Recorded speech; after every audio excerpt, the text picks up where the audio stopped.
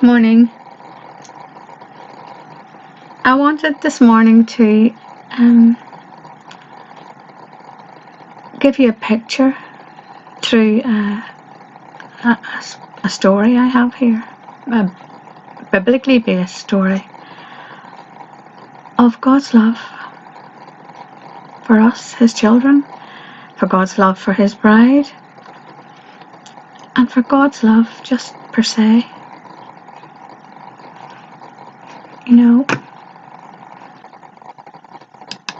some people are very quick to rush into how terrible God's judgments will be, and yes, they will be. Because, no one can read Revelation without realizing that. But, God knows the end from the beginning. And, we can put our trust in Him. That's a fact. But basically this morning I just wanted to, my message that He filled me with was of His love,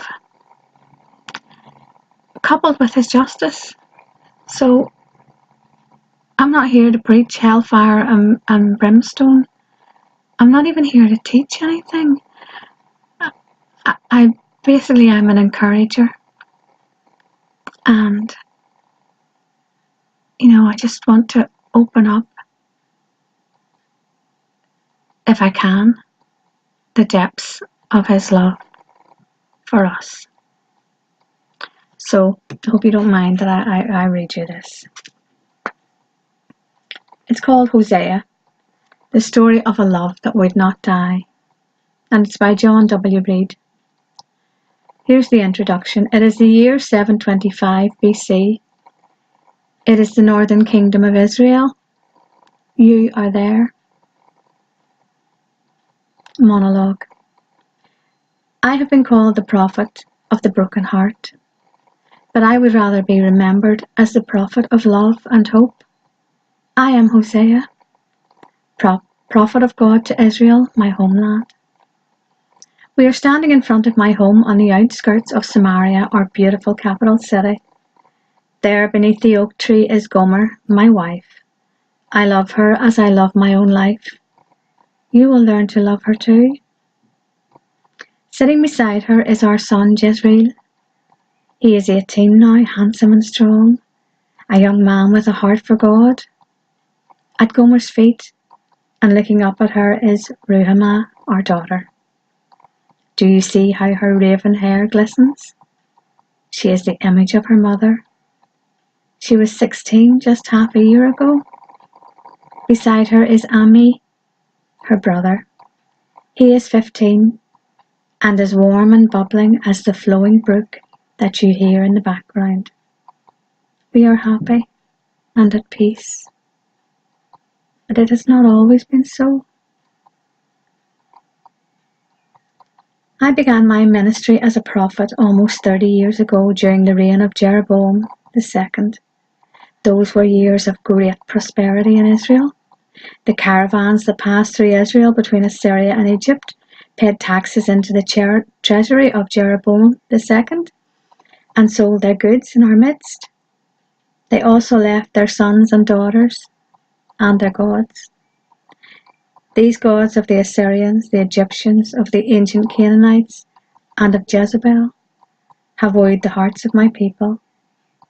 Altars built for sin offerings have become places for sinning. If you were to walk through my land today, you would see images and altars in all the green groves. My people have many sheep and cattle. Some think that Baal, the so-called fertility god, is the giver of lambs, of calves, and the fruit of the field. Every city has its high place for the worship of Baal. There is a high place not far from here.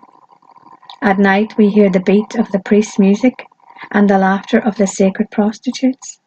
Just last week, a man and woman who lived 3 houses from us placed their infant son as a human sacrifice in the flaming hands of the god Baal. You may ask, how Jehovah's people could sing to such unholy ways? It is because the priests of God have departed from him. They delight in the sins of the people. They lap it up and lick their lips for more. Thus it is, like priests, like people. Because the priests are wicked, the people are wicked as well. God will surely judge.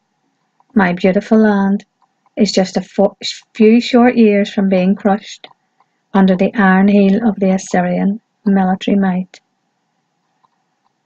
But you did not come to hear a story of gloom and sin, but of love and hope.